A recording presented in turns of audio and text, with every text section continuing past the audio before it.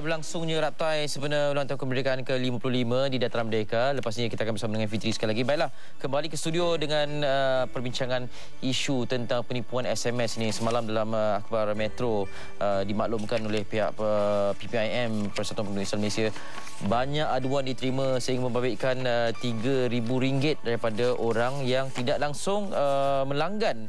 Tapi ini kerugian yang cukup membimbangkan dan kami pasti anda juga pernah menerima SMS dan bagaimana anda bertindak. Kita nak cerita lebih lanjut dari segi aduan yang diperolehi oleh pihak Persatuan Pengguna Islam Malaysia bersama dengan Ketua Aktivisnya Datuk Nazim Johan. Assalamualaikum Datuk. Waalaikumsalam. Terima kasih sudi bersama kami.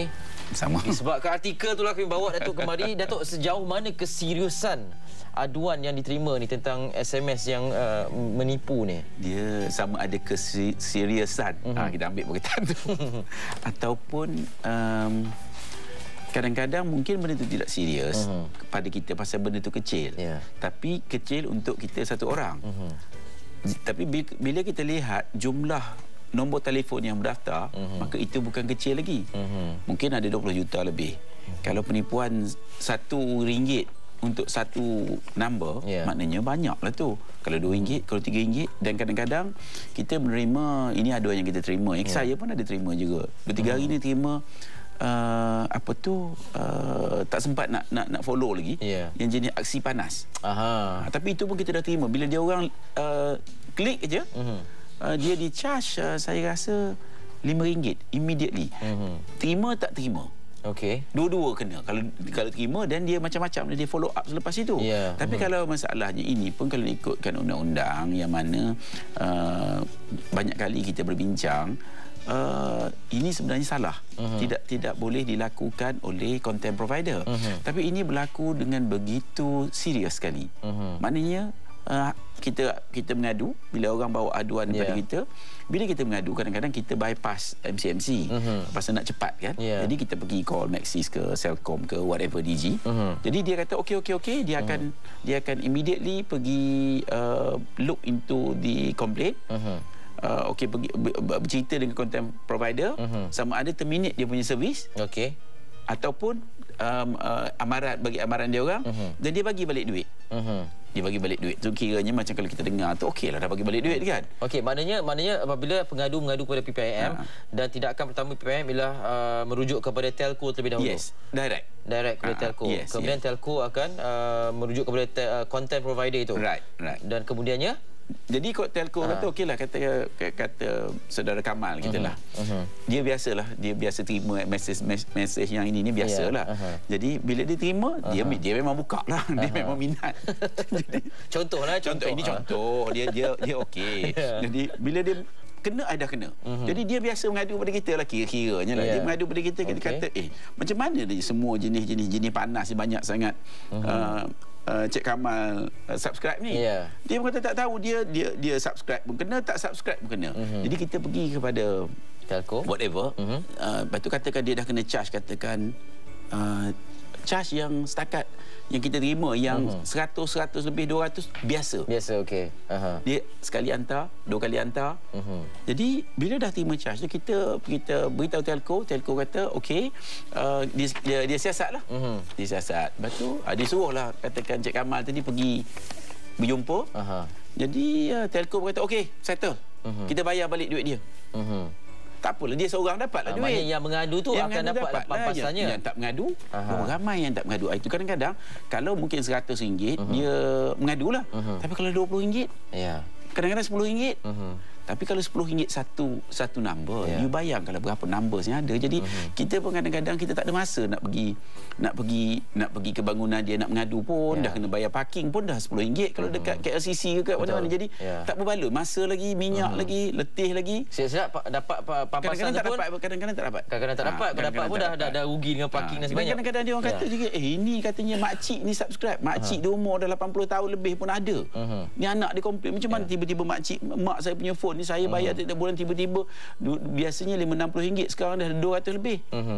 Jadi dia kata makcik subscribe. Mana makcik tu pun untuk terima call dan balas call aja itu. Jadi kadang-kadang kita merasakan benda ini terlalu banyak berlaku dan satu tindakan yang lebih tegas perlu diambil. Adakah pihak PPIM memaklumkan kepada syarikat telekomunikasi tentang mereka yang juga menerima tetapi tidak mengadu? Apa respon mereka tentang perkara ini? Pada dia kata ini kesalahan yang dia telah ambil tindakan yang begitu banyak. Dia orang dah terminate servis provider ni, content provider ni dah banyak kali kata dia. Jadi ada kebenaran dan kadang-kadang kita pun pelik juga ya. Kata ya ke setakat mana. Jadi ini yang masalah besar adalah pengguna pun tidak mengadu. Itu masalah. Jadi kalau pengguna ramai mengadu, bolehlah kita mengambil tindakan. Kalau pengguna yang mengadunya 100 lebih, yang mungkin lebih yang lain dia tak mengadu pun. Dan juga aduan-aduan yang kita terima ini, contohnya yang paling banyak adalah daripada prepaid. Okey, ya. Prepaid ni aduan dipotong kredit ni memang dah selalu. Tiba-tiba dah reduce pula lagi dah. Jadi ini bukan kali pertama dan saya rasa dah tentu bukan kali terakhir lah. Memang terlalu banyak. Dan untuk memberi justifikasi, katakan saya sendiri, katakan kalau saya pakai nombor prepaid, macam apa yang saya nak buktikan nombor kredit saya habis?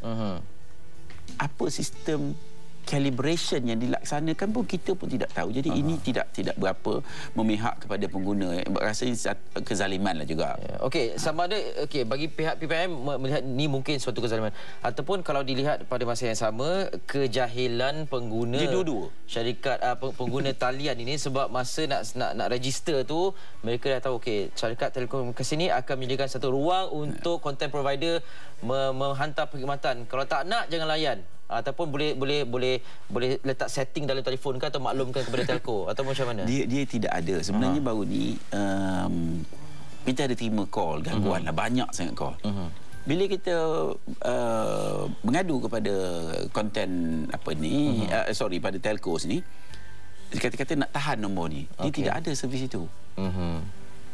Jadi kita pun tak tahu, macam tuan sebut tadi. Kadang-kadang dia dah tulis siang-siang. Tapi kadang-kadang tulis ni pun kecil, bukan main. Kalau semut pun tak boleh nak baca, apa lagi kita kan. Jadi macam mana kita nak tahu? Kita sign aja, kita pun nak cepatkan sign aja. Dan sekarang ini ada juga perkhidmatan yang dia meminta konsen daripada, pasal kalau ikut Kementerian Telekomunikasi kan, dia kita tidak boleh hantar tanpa konsen. Tapi kadang-kadang dia hantar SMS tu minta konsen.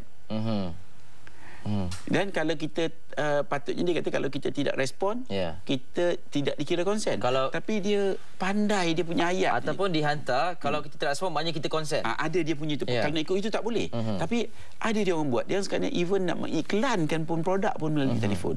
Jadi benda ini pun melanggar juga Akta Data Peribadi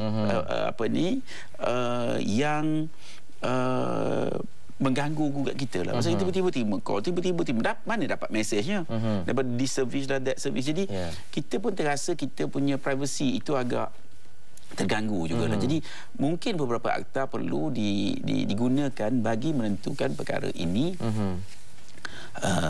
dapat dihentikan. Kadang-kadang perkhidmatan daripada bank, bank bagi nombor kat siapa, itu under mafia pula. Jadi mungkin banyak yang perlu dilihat lagi, kerana walaupun penipuan ini kecil, kezaliman ini kecil, bila dilazimkan, kadang-kadang orang pun dia mudah dilazimkan pasal sikit sangat. Jadi itu pun trik yang bagus untuk berniaga. Kalau kita nak berniaga, kalau nak tipu sikit-sikit. Kalau Datuk kena 5 sen, saya kena 5 sen. Kalau 1,000 orang kena 5 sen. Dia masalahnya bukan 1,000, dia juta. Jadi ini benda-benda yang itu kena tanya saudara Azlimat. Dia bercerita mengenai dia benda-benda sistem tu, itu pun memang kita nak tanya macam mana dia boleh repeat. Siapa yang nak bertanggungjawab. Dan dalam konteks ini kita melihat pengguna ni terkapai-kapai. Macam mana nak buat ni? Kredit dah makin kurang, nak bagi kat siapa? Call pula. Contohnya call lain pula. Okey, tekan 1, tekan 2, tekan 3. Itu pun dah RM10. Jadi ini cukup merunsingkan kita. Kita kadang-kadang kalau orang ada duit tu kadang-kadang student. Kadang-kadang memang tak ada duit, itu je kredit. Tetap sap dah potong. Jadi rasa-rasanya sesuatu perlu dilakukan supaya pengguna rasa terbela lah. Hari ini rasanya tidak cukup terbela. Ya. Baiklah, Datuk, terima kasih kerana sudi datang dan mewar-warkan kebimbangan ni bagi pihak pengguna terutamanya pengguna Islam ni. Tapi kita minta mengadu, biar mengadu. Ya, jangan tak mengadu. Walaupun RM20, walaupun RM10. Pasal kita boleh laksanakan untuk kebaikan yang ramai lah. Aduan secara kolektif tu lebih memberikan impact lah ya. Terima kasih Datuk Nazim Johan, Ketua Aktivis PPM sudi bersama kami. Terima kasih banyak-banyak datang secara mengejut ni menyusul daripada artikel yang disiarkan dalam Harian Metro. Dan kita akan lepas ni Datuk dah introduce Azlipat. Azlipat akan muncul lepas ni untuk kita belajar mengenal pasti SMS mana yang kita terima dan macam mana kita nak memastikan yang kita terima itu kita tidak langgan, dan apa yang boleh kita lakukan untuk memastikan kredit kita tidak terpotong begitu saja di luar pengetahuan kita. Selepas ini dalam Malaysia hari ini.